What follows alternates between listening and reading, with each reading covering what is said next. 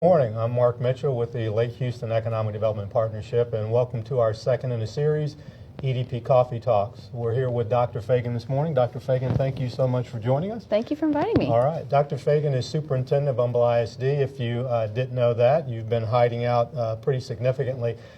We've asked Dr. Fagen to speak with us this morning as far as Humble ISD a year in review, and also how economic development and education are significantly intertwined together. So what I'd like to do, if it's okay with you, Dr. Fagen, is just a little bit of your background and bio, and then ask you a question before we start in on the interview. So I learned from Jamie that Dr. Fagen has something in common with me relative to corn. We both grew up in the Midwest, specifically in Iowa and Indiana, so we've seen miles and miles and miles of corn.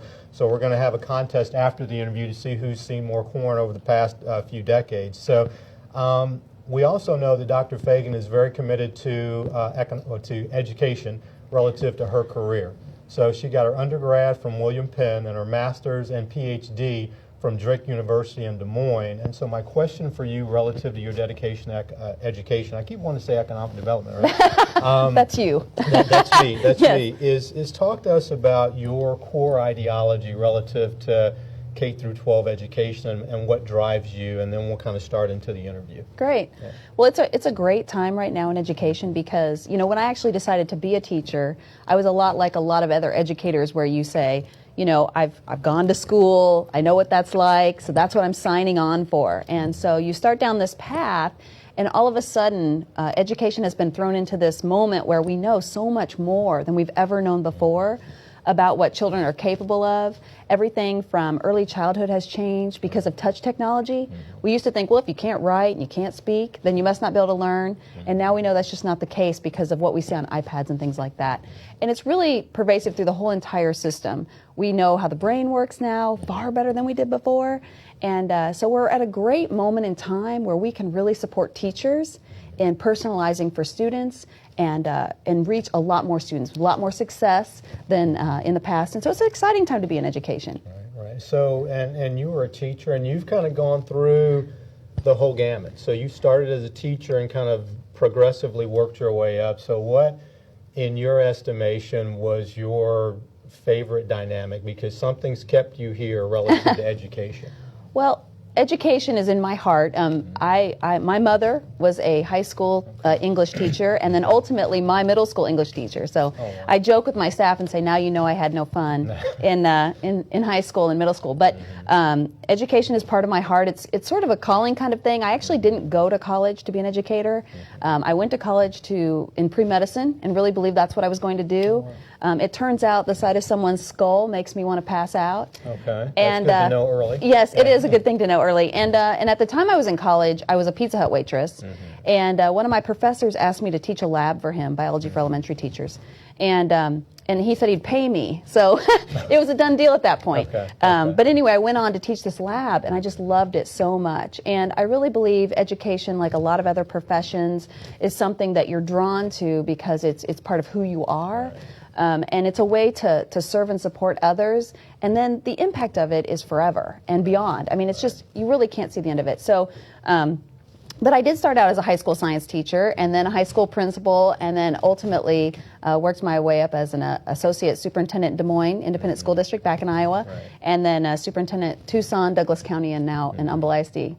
Now, and so it sounds like you've been able to kind of traipse around the country a little bit relative to Iowa, Arizona, and Texas.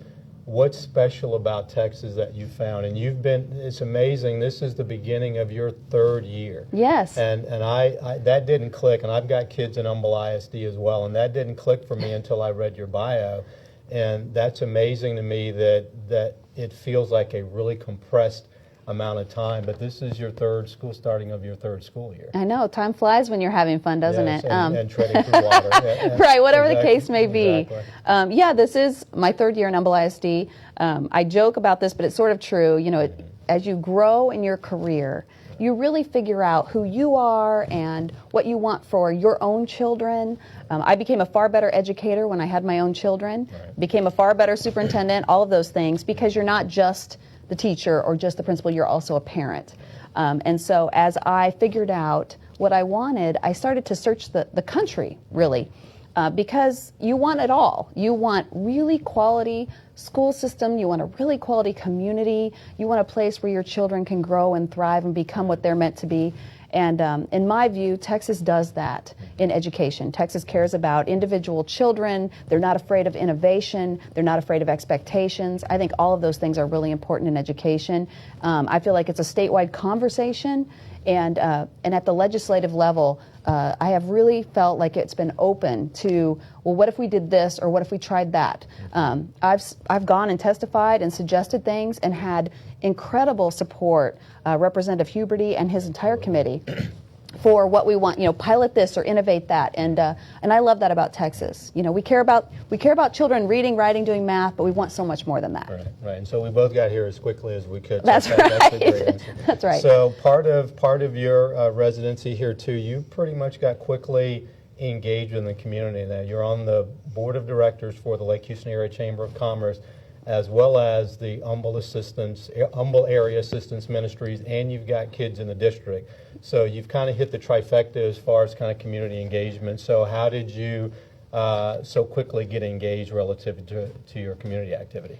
Well, I think that that's an important part of being a leader is making sure that you really connect with lots of different organizations. Sometimes education can be rather isolated, and I think that that's one of our frailties, that we really have to work hard to make sure that we are a community partner. And one of the things that's very special about Humble ISD is that Humble ISD is family, and it goes beyond the walls of the schools, clear into the community, like almost nothing I've seen before. And it's something that we really want to preserve and grow and have flourish. And so to serve on those two boards really makes me a better superintendent, allows us to give something back also. I'm a swim mom to boot, so I stay connected with parents that way because they know me as the person down there timing, not the superintendent, so they're willing to come over and say those things, that they might not otherwise. Gotcha. No, that's perfect. So, and before we go too far down the road too, I want to say thank you to two folks. I want to say thank you to Trey Hill with Everett Jones for sponsoring our EDP Coffee Talk series, as well as Sam Schrade for being so gracious with DNA Studios and offering up his studios for us to be able to do these coffee talks. So thank you to both of you, and I'm looking at Trey right now, so thank you to both of you relative to your graciousness in helping us move forward. So let's pivot now to Harvey. So it's been a year past. One of the most amazing things from a leadership perspective that you and the administration and the teachers and even the students and the parents demonstrated through that time was resiliency. So we've talked about the numbers: 16,000 impacted homes, 4,100 severely flooded, 3,300 businesses lost jobs, fatalities. And so talk to us about that weekend, because that was the weekend before school started. And what I'd like to hear is the decision-making process that you all had to go through, because you made a decision within probably a 72 or 96-hour period for the whole school year. And the fact that it turned out exceedingly well, because I had a son that went to Kingwood South or Summer Creek High School. So talk to us about that process from a leadership perspective and how you all were able to get that done so quickly and so effectively. Well, the school district became sort of the beacon of the community rather quickly as Harvey approached and then filled our community full of water. And first responders were really taxed, and so we started using buses to evacuate, and our schools for temporary shelters, and other schools for places for first responders to sleep who were isolated from their homes. So we were thrown into it very quickly and really wanted to make sure that the community saw us as an organization that stood up and gave back because they've been so supportive to us. So it was very quick through the storm that we realized that Kingwood High School was completely underwater, and that the only people that were getting there and taking pictures either had drones or kayaks. And so we knew we had to convene, and that wasn't our only issue, but it was certainly the largest issue. We convened as a cabinet leadership team, and we had 2 sheets of paper on the wall, all of our other facilities, how are our employees, all of these things on one list, and Kingwood High School on the other. And we really took an approach where we each exercised responsibility in our areas of strength, and some went off to be part of the Kingwood High School team, and some went off to take care of the whole entire rest of the district. Okay. And the Kingwood High School team brought together principals, high school principals from the district, and they literally looked at every option because we just knew that we didn't think the building would be back at all last school year. Immediately we heard from students and families saying they were so compassionate, so understanding to our situation, but we heard from the seniors almost right away saying, please keep us together. We've had these dreams for 4 years, of walking through those halls as seniors and graduating from there, and it was very compelling the way that they told those stories. And so despite the fact that people put out an option, you can just divide kids among the remaining high schools, that was never an option for us. Because it violated the one and only thing people were really saying, please don't do this. So as we analyzed all of our sites, we looked at everything. We looked at moving middle schools around, we looked at everything. And really there was one viable option, and that was Summer Creek High School. Although the furthest from Kingwood High School, Summer Creek is in an area that's still growing out and building out, and so it had capacity available. And so we knew that if we chose Summer Creek High School, despite the traffic challenges of that, that Kingwood High School teachers, many of them could have a room and could have a place, and it would actually work the best. And the necessity of sharing choir rooms, band halls, athletic facilities, all of that was so enormous, but everybody stepped to the table, every single person. And wonderful partnerships sort of bloomed out of that between teachers. And speak to that. One of the things I thought was most interesting were the two principals, both of Summer Creek and Kingwood, and they became frick and frack, essentially, as far as the logistics and moving forward. So can you talk to that a little bit too? Brent McDonald and Ted Landry were the two principals, and they immediately understood the challenges of bringing 5,000 students and 400 staff members into one space. And so from the very beginning, they modeled that partnership, that you take a very unfortunate, difficult situation and you find all the positive things about it and you maximize those. And so across the board, we saw coaches say, hey, come on in, share my office. We saw the auto tech teachers. We had auto tech programs at both campuses. As they came together, although their schedules were staggered, one then the other, the Kingwood teacher would come in early in the morning and co-teach with Summer Creek, and then the reverse was true in the afternoon. And they loved it. In fact, I think that a lot of the teachers miss each other this year. Because of the opportunities, but truly, whether it was the students, the staff, the parents, whomever, every single person made the best of a very challenging circumstance. No, that's fantastic. And my son was, again, kids are resilient. They are. And within a week or two, it was just, they were on about their business much more so than the parents. And so it was really neat to see and listen to them that it was business as usual for them. The days were a little bit longer and they were a little bit different, but the fact that you all were able to make those decisions and not see a decline in academics, but in some circumstances improvements relative to scores and everything, I think that's just an acknowledgement to you and the staff from a leadership perspective that you all did what was in the best interest of the district. So the community thanks you very much for the leadership that you demonstrated and for the rest of the school staff as well. Well, we appreciate that. It was our pleasure. The Kingwood staff definitely had to sacrifice with the drives and being away from their families in the evening for a bit, and just all of that goes into being displaced. We really appreciate that kind of, yes. So now let's talk, we talked about Kingwood High School. We know Kingwood High School was underwater. Water was up to the second floor, but I don't think a lot of people know that you had multiple other facilities that were significantly damaged. Can you just quickly talk about those couple of other locations as well? We had minor things at some schools that, a roof here, a window leak there, no big deal. Our emergency maintenance crew, the minute our police would check on a building, find something, emergency maintenance would go out, triage it, and that was really the only reason we could go back to school so quickly, was because of those two departments working through the storm. But after that, we did have the ISC, which is a curriculum professional development center for teachers, that was completely underwater also. It also happened to be our IT hub, and so we had one server there for the entire district and another server at the admin building in Humble, and the one that was in the IC was gone. We knew that. And luckily, the one in Humble stayed dry. So we had all of our backup information, but lost a lot of equipment at the IC. The other building that was completely flooded is a new administration building that we were in the process of starting. So it didn't actually hurt anything other than slowed down the timeline, of course, and things like that. So we really had three buildings. The Ag Barn, the Kingwood Ag Barn, has been flood prone in the past, and once again, our partner FFA chapters and others really supported our students in moving their livestock out because that facility was not usable.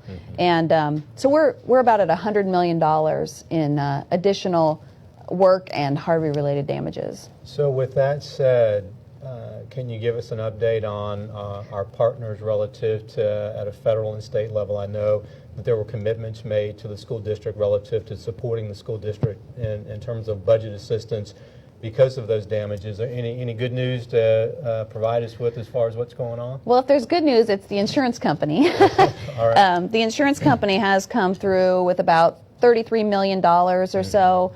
That definitely helps when you're leveraged out about $100 million. Right. The FEMA piece of it, I think, is about $3 million at this point. And we're working through that process. The rules of FEMA change often, and our staff has done a phenomenal job of ensuring that all of our purchases and reconstruction, we have all the documentation to make that ask from FEMA for the reimbursement. Okay. And then early in our recovery, the Lieutenant Governor did mention that the state of Texas would be coming in, and whatever was left when you have that, the FEMA piece, the insurance piece, there will be about perhaps $7 million, maybe a little more than that, that won't be covered. And it's our hope that the state of Texas will help us with that piece, yes. So really the bigger chunk of that is just kind of hurrying up and wait on FEMA relative to their process moving forward. Yes, it's a very complicated process. My CFO is very hopeful, believes that we've done all the necessary paperwork and that FEMA understands the urgency. When you have one school district impacted to this degree, you know, I feel like Humble ISD was very responsible in its financial management, which allowed us to quickly hire and remediate buildings and move them forward, but absolutely need that recovery back into our district coffers. Okay, perfect. So with all that said, in the last 12 months, you embarked upon a school bond, which was successful. I can proudly say that I participated in that bond process, and I'm going to let you speak to that. Okay. And then you supported the flood bond referendum. And then the last thing I want you to speak to as well, first I want you to speak to the school bond, but then also to an award that the school recently received as well. So school bond referendum and that process kind of pushing forward, especially in the context of post-Harvey. So we're a fast growth school district, and so we grow by about 1,000 students a year. And if you think about that, that's an entire elementary school. And so we really have to pay attention to that. And we had maximized our 2008 bond for a variety of reasons, but we built more schools than we thought we'd be able to, and that the terrible recession that happened around 2010-11 was part of that. But for a lot of reasons, we really did a nice job of managing those dollars and maximizing them for the community. But we knew that another bond was going to be necessary because we have more elementaries, another middle school, perhaps eventually a high school. We have a lot of things that we need to do. And the community has been very supportive of making sure all children have similar learning experiences and opportunities. So we were looking at some of our older buildings and asking the question, you know, is this the same kind of learning opportunity that this new school has?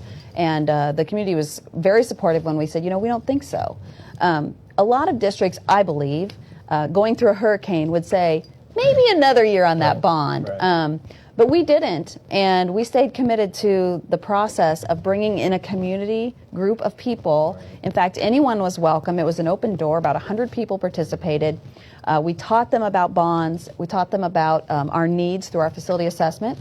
And they constructed a package that they presented to the Board of Trustees. And the Board of Trustees then did their stuff, and they moved forward with a bond which was wildly supported, I believe. I mean, 74%, yes.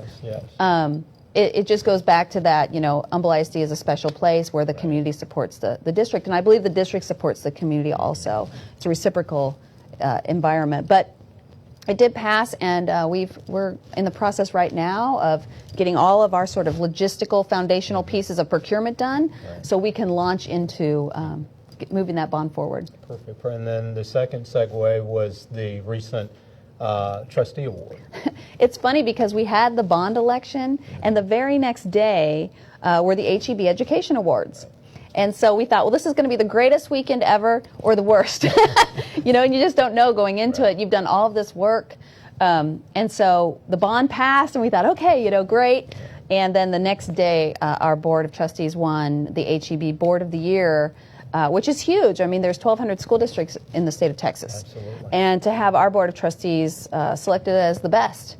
And honestly, I've worked for several boards, multiple states, as you know, and our board is the best. Right. They really are. Right. That's amazing to me when you bundle all that together, the amount of things that happen for the school district in a very compressed 12-month period, and you're still standing at the end of it looking at the beginning of your third year in the district. And so I think that award kind of naturally pivots to the next part of our conversation in terms of education and economic development.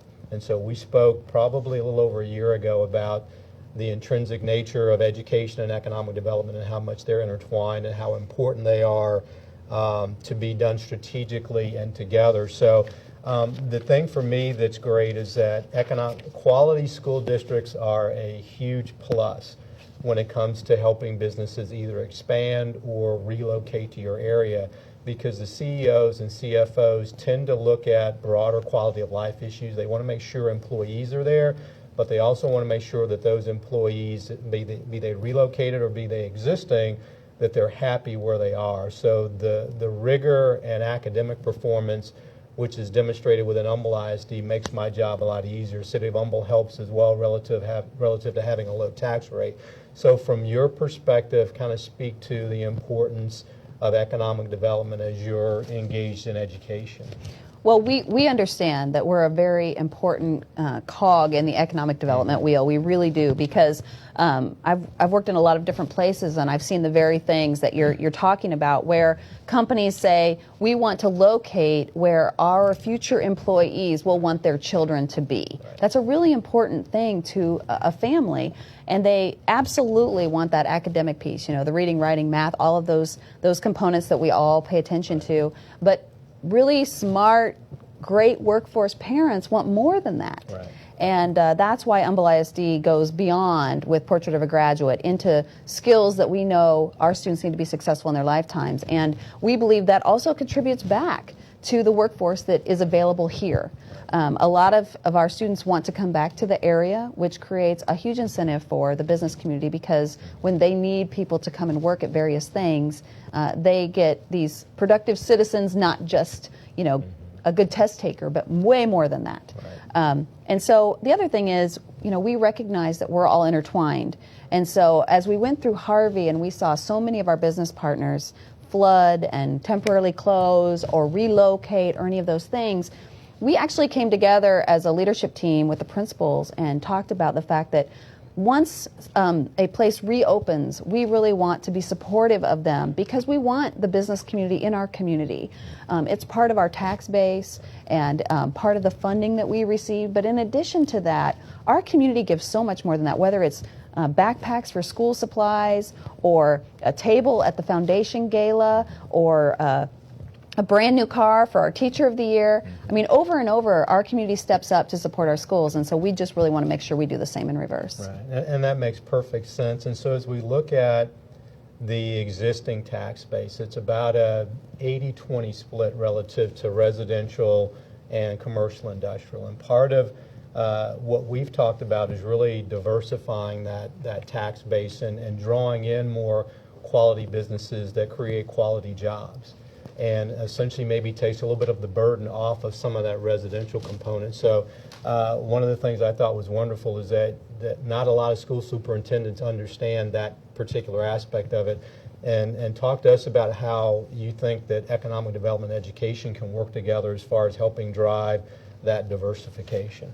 Well, I think that as businesses look at places where they want to locate, like you said, they pay a lot of attention to where their employees can live, work, and play. And if you have a community that offers what we offer, you're more likely to get that economic diversification within that community. Because business leaders say, wow, if I locate here, I've worked with high-tech industry leaders in other places, and they say, wow, if I locate right here, there's great places to live, it's affordable, and there are restaurants, there are great schools, and in addition to that, there are students who are available to intern or volunteer or work for me that I believe are well-prepared, good folks, and will be part of my company's success. And I think that the stronger your school district, the stronger the community, and as that, it all just sort of layers on itself. Absolutely. And ultimately becomes this win-win proposition. And that does make a big difference. One of the first things that businesses want are performance indicators for the school systems. And so if they're performing well, then you stay on the list. And that's one of the things that's made my job easier relative to bringing folks into the Lake Houston area, is the fact that the school systems are so strong, and having the designation of Best Large School District from 2015 and Best Board of Trustees in 2018 doesn't hurt the argument either as far as pulling things forward. So as we're kind of wrapping things up as far as the interview is concerned, so we're at the start of your third year. We've got anniversary of Harvey behind us. Still lots of work to go relative to kind of getting ourselves back to better than we were before. But is there anything in going through these last 12 months that's kind of changed your focus or emphasis on K-12 and what you need to be doing? Well, I think that we've had a really solid focus for the last 2 years on, of course, quality instruction. That's the heart of what we do. But the other piece of it is school safety, and we've really taken a strong look at that also, because we want to make sure that we study all the best practices in school safety and that we're employing them in Humble ISD. Because when I speak to parents, I'm sure when you speak to business leaders, yes, I want my child to read and write and do all these wonderful things academically, but if they're not safe, none of that really matters. Right. So we've taken a very strong position on that. Our board has been incredibly supportive, and we will continue to layer up our approaches in a way that utilize all those best practices for students. And it's also our 100th year anniversary as a school district, which is very exciting. We had convocation recently with all of our staff and really celebrated the fact that wonderful people before us have made Humble ISD what we inherited, and with that comes the responsibility to take care of it and to make it even better than we found it, like you said. And so it's really an exciting year for us. Again, I don't think we want a different kind. I think we love that. So it's a lot of energy in the district this year. So any special events upcoming relative to that 100th anniversary that you'd like to tell everybody about, as far as making sure we come out on a specific day? Or I'm assuming that there are events leading up to the actual 100th. There are. We actually had one a couple Saturdays ago at the Humble Civic Center, which was very well attended by the community. A very fun, exciting event. We're very proud of that. That was our kickoff. There are many more events that can be found on our website, and I encourage people to take a look at that and come out and join us and really celebrate the school district that I believe is the heart of our community. Perfect. Any parting words for parents or students before we wrap up the interview? I don't think so. I think we're having a great start to a great year. Okay. Dr. Fagen, thank you so much for carving time out. I know you've got big stuff to do later on today. Again, thank you for our thank you for this installment, or thank you for viewing this installment of Coffee Talk EDP. Our sponsor, Trey Hill with Edward Jones, and Sam Schray with DNA Studios, for allowing us to use your facilities. And we'll see you next time. Thank you.